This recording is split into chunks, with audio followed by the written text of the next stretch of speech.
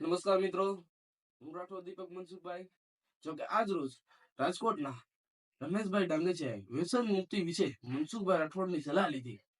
જોકે માતાજી પાસે એવી તાકાત હોય તો આનું વ્યસન મુક્ત કરાવી શકે. જોકે આ વ્યક્તિ માતાજીના પગે પડતો, માનતા રાખતો, પણ તોય આનું કઈક થયું નહીં, વ્યસન મુક્ત ન થયું.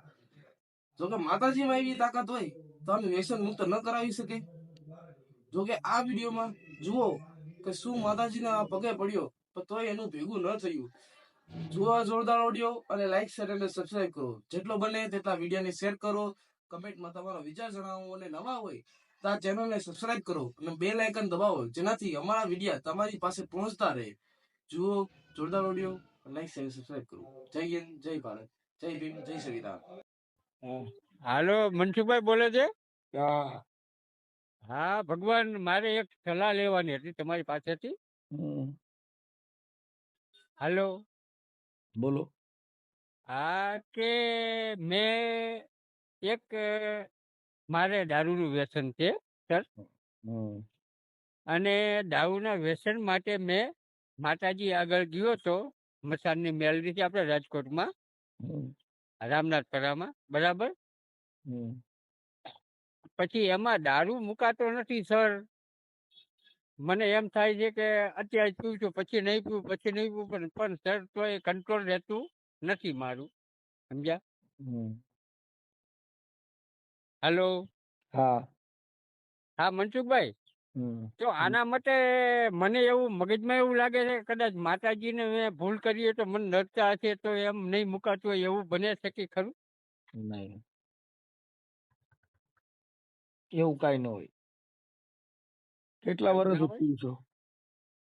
હા સર, નકર આપણે કેટલા મારે પણ કામ તો તમારી દુકાનથી ચાલુ કામ હાલે છે મારે. હું એક સિક્યોરિટી ગાર્ડ પર નોકરી કરું છું, સમજ્યા? કેટલા વર્ષથી પીવું છો એમ કહો? હું આજકાલનો પીતો હોય તો લગભગ મારી 50 વર્ષની ઉંમર છે, 50-51 વર્ષની ઉંમર છે. એટલે હું 20 વર્ષનો હતો એટલે 30 વર્ષથી દારૂ પીવું છું સર. તો મૂકી ન આપો.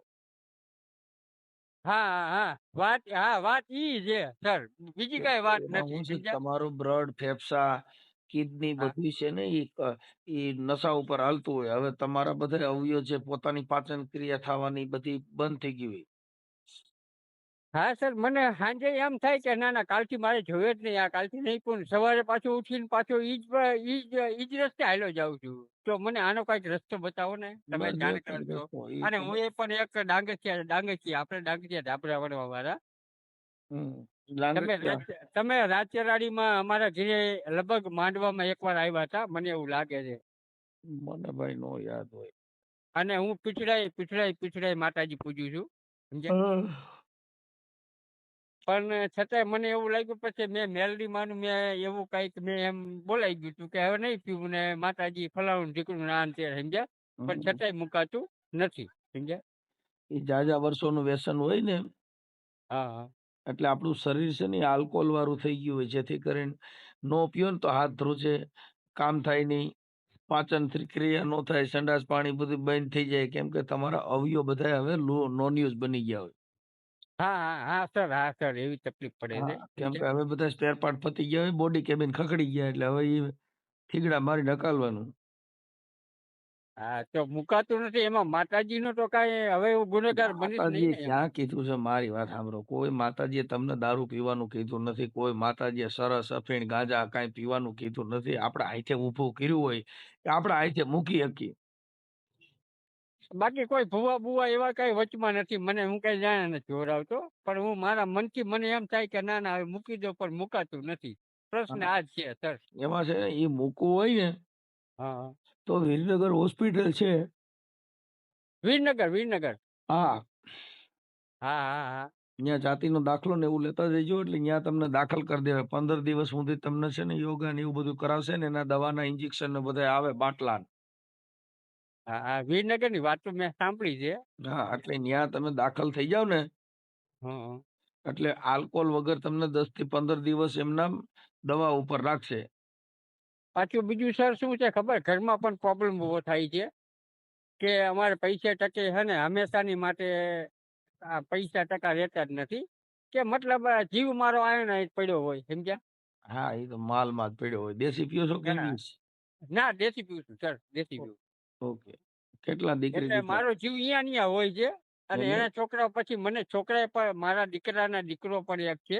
હમ, પણ મને દીકરાને આ બધા એ મારાથી નફરત કરવા માંડ્યા છે હવે સમજ્યા. તમે આખી વાત સમજતા નથી. મતલબ એવું કહેવાય કે હવે હઈ જ થઈ ગઈ કહેવાય, પણ છતાંય મુકાતું નથી સમજ્યા. હા પણ હવે એમાં થોડુંક છે ને, તમે એ દવા લઈ લ્યો એટલે તમને એમાં થોડુંક ટેકો મળી જાય એટલે મુકાઈ જાય. બાકી ઓમ તમે છે ને કોઈ હા. માતાજીની વાયદે સહીસો મુકાય નહીં. હા તો મને તો આ જ એક પ્રશ્ન છે ને, મને રાત દિવસે મને હેરાન કરે છે કે હું માતાજી આગળ ગયો તો અને મેં એવું નક્કી કર્યું કે હવે નહીં પીવું, અને પણ છતાંય પીવા માંડ્યો. તો મને એક આ પ્રશ્ન હેરાન કરે છે સમજ્યા સર. એ માતાજી કીધે નહીં થાય ને પિતાજી કીધે બંધ નહીં થાય, એની આલ્કોહોલ થી લેવી પડશે એમ કહું છું. હા સર, હું અત્યારે રાજકોટમાં જ નોકરી કરું છું સમજ્યા. હા કેમ કે અને તમે સિક્યુરિટી ગાર્ડ છું. આમ તો વ્યવસ્થિત જ છું, ભલે પીવું એક છું પણ ચા છતાંય પીતા હો. મને સર ઘર બહારની બધી મને ચિંતા થાય છે સમજ્યા. હા પણ હવે આઢી ગયા પછી ચિંતા થાય તો હવે નકામું ને એમ. ઉંમર થઈ ગયા પછી 50 વર્ષ સુધી આપણે આ પીધું એટલે હવે શું છે કે તમારા અવયવ બધા છે ને એ આલ્કોહોલ ઉપર હાલતા હોય હા એમ. એટલે નો પીઓ તો મરી જાવ. હા, નો પીવું તો પાછું હાથ પગ હાલતા નથી પાછા સમજ્યા. હા, એમ. તો મારું મગજ બંધ પડી જાય છે પાછું સમજ્યા. હા એ એ અંદર તકલીફ પડે સર. ડંકી મારવી પડે એમ છે. હા હા હા લ્યો. અય હતું આય આવ હતું. હમ. આલે મનસુખભાઈ હમ. સર, એમ તો કામકાજ ને તો એમ ધંધામાં તો પહેલો નંબર છે હો, સર સમજ્યા. વાત બધી સાચી છે પણ પણ ધંધો તમારી કૃપા છે પીવું ત્યાં નહીં ને સુધી એટલે હું કરી ધંધો ન તો શકો, કરી પણ શકીએ. જેમ બને એમ ઓછું પીવું. તમારે જેટલી જરૂરિયાત હોય ને હા હા એટલું જ પીવું, નકર મરી જાઓ. હા હા કોઈ માતાજી બચાવશે નહીં. કેમ કે સંડાસ બંધ થઈ જાય, પેશાબ બંધ હા થઈ જાય, મગજ બંધ હા થઈ જાય, મેન અવયવ મંડશે બંધ થવા. હા હા કેમ કે ઈ ડોહા હવે બધા કામ કરતા બંધ થઈ ગયા. હા હા. હવે ઈ અંદર ડીઝલ નાખો ને તઈ જ હાલે. હા તો સર, એવું આ દારૂમાં શું હશે કે માણસ એની વગર રહી નથી શકતો, એવું શું હશે? અરે એમાં નશો હોય. તમે ચા પીઓ છો, ફાકી ખાવ છો, તમાકુ ખાવ છો, બધા નશા જ છે. હા હા, નતો નતો ખરેખર. એટલે તમારા શરીરને જેટલું હાઈ પાવર ડોઝ દ્યો એટલા બીજા ડોઝ કામ ન કરે. હા હા ડોક્ટરે તમને ઓપરેશન કરતી વખતે પૂછે કે આલ્કોહોલ કરો છો? હા હા હા. જો આલ્કોહોલ કરતા હો તો એને ટોપી ન લાગે. અમુક હમ. ઇન્જેક્શનો કામ ન કરે તો એને ડબલ મારવા પડે એટલે એને પૈસા વધારે થઈ. હા પણ સર, મેં તો મારા શરીરનું આજ સુધી કોઈ ઓપરેશન કરાયું નથી. પણ તમારું ઓપરેશન કરવું જ ન એટલે પડે. એટલું તમે મને એ નોલેજ ન હોય. પણ ટૂંકમાં મને આ મુકાતું નથી બસ. મારો પ્રશ્ન આ એક જ ઊભો થયો છે સમજ્યા. રાજકોટ કઈ જગ્યાએ રહ્યો? રાજકોટ હું રહું છું, સ્વિમિંગ પુલમાં જાઉં સર. રેલવેનું સ્વિમિંગ પુલ છે ને. હમ. અને હજી આપણે રેન બસેરા શાળા નંબર 10માં એમાં મેં 2 વર્ષ નોકરી કરી. હમ. એમાં મેં અઘરી અઘરી આઈટમો બધાને હું સમજાવતો હતો સમજ્યા. હમ. રેન બસેરામાં તો કેવા આવે તમને ખબર છે ને સમજ્યા. હમ. કે ઘરે નો હચવા એવા આવતા હોય સમજ્યા. એમ હમ. એમ તો પાછો બુદ્ધિશાળી જાઉં, પણ સર આ એક વસ્તુ જ મને નડે છે સમજ્યા. પણ આવી વસ્તુ તો શું છે, તમે તમારા હાય છે શરીર ઘરની માં ઠોકી નાખી.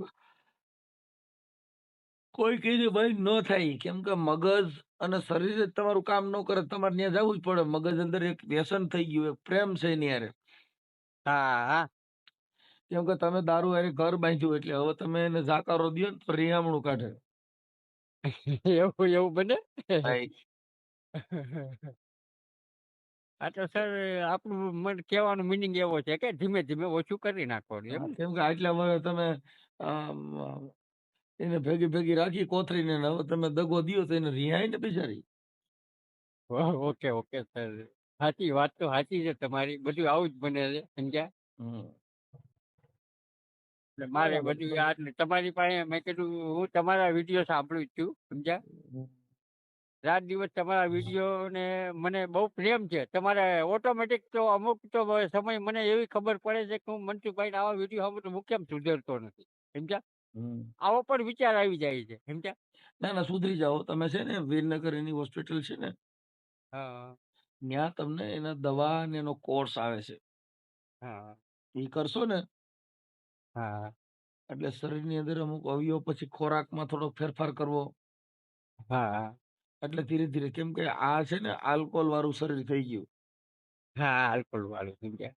કેમ કે બ્લડ, બધાય તત્વો, આખું તેજ, બધુંય વસ્તુ આલ્કોહોલ સિવાય થાય નહીં. એટલે તમે આલ્કોહોલ પીઓ તે પછી હા તમારું મગજ કામ કરે, નકર તમને એમ થાય કે મારે મરી જવું, કંકાસ, ક્રોધ, એવું બધું આવ્યા કરે. હા હા એવું બધું, હા એવું બધું શરીરમાંથી ઉત્પન્ન થાય સમજ્યા. હા, એ 100% વાત કીધી તમે સમજ્યા. કેમ કે એનું કારણ છે કે શરીર કામ ન કરે એટલે શું કરે? આંચકા મારે.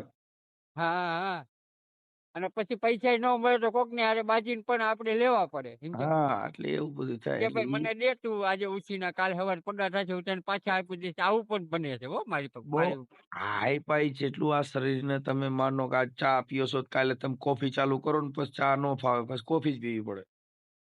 અચ્છા અચ્છા એવું હોય એમ. હા, જે ફાક્યું ખાય છે એને પૂછ્યો છે ને કે મૂકવામાં જિંદગી બગડી જાય, નકર કેન્સર ના કેટલા દર્દીઓ છે કે જડબા કાપી નાખ્યા હા હા હા તોય મુકતા નથી. હા એટલે એ અમુક વસ્તુ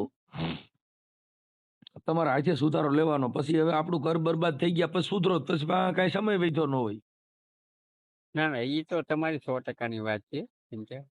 કોઈ ગંભીર પ્રકારના રોગ હોય હા અને આખું ઘર બરબાદ થઈ જાય એમ હોય હા તો સાનો મોનોકોટો પી જવાય, હા હા ખબર કોઈ ન પડે એમ.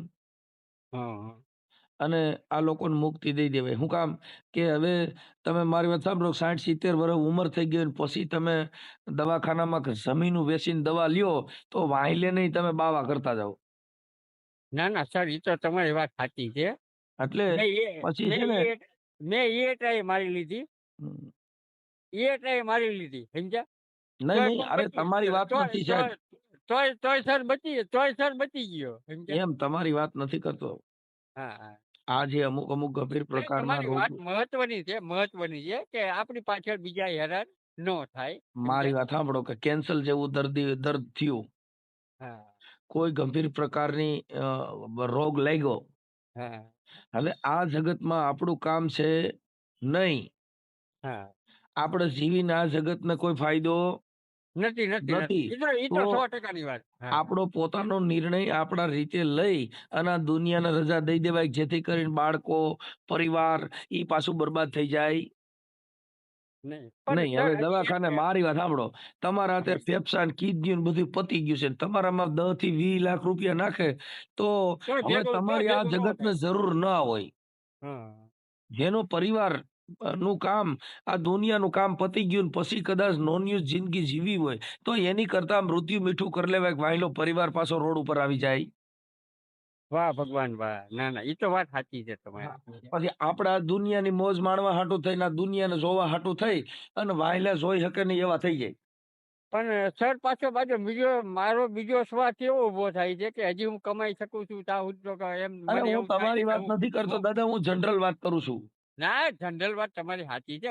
હું તમને ક્યાં એવું કહું કે તમે મને એવો પ્રશ્ન દીધો કે એવો જવાબ હું કે એવું નથી આ કહી શકતો. દુનિયાની અંદર મારી વાત પણ કે હું પોતે જ છું ને. હા હવે મારા દીકરી દીકરા પરણી ગયા હા છે. હવે મારી આ સંસારમાં. જગતમાં મારે જે કાંઈ સંસારિક વ્યવહારિક જે કામ હતા એ પૂરા થઈ ગયા છે. હા પણ મને કોઈ ગંભીર પ્રકારનો રોગ લાગે કે કોઈ ગંભીર પ્રકારની મારામાં બીમારી આવે હા હા તો સાના મુની જઈ અને મોનોકોટો લઈ આવું. હા આ 12 વાગ્યા લગન બધી હારે વાતો કરી અને રાતે પીને પછી સુઈ જવાય, એટલે હવાર થાય ને તો ટેટી ફાટી ગઈ. ના ના એ તો 100%ની વાત છે. એટલે વાયલા બાળકો, પરિવાર, ખોટા રૂપિયા દવાખાનામાં નાખીને આને બચાવીને પછી કામે શું છે? ના ના એ તો સાચી વાત છે. હવે બધું મારે ખલાસ તમે ઈ કીધું એમ. પોતે પોતાનું અત્યાર જીવન, બધા ખલાસ જ થઈ ગયા છે એમ કે. મારી વાત સાંભળો, પોતે પોતાનું જીવન, પોતે પોતાનું ઘર પરિવાર કેમ સારી રીતે જીવે છે એ વિચારવાનું આપણે હોય. હા સમજી ગયા? એટલે કોઈ મૃત્યુને ભેટવું એવી જરૂર નથી, મરી જવું હા. એવી જરૂર નથી. કોઈ ગંભીર રોગ હોય, હમ આ બધી વસ્તુ તો નોર્મલ છે. બીડી, તમાકુ, સિગરેટ, ગુટકા, દારૂ, એ બધું આપણા હાથે આપણે ઊભું કર્યું છે. એટલે બંધ હા એ કોના જ થાય?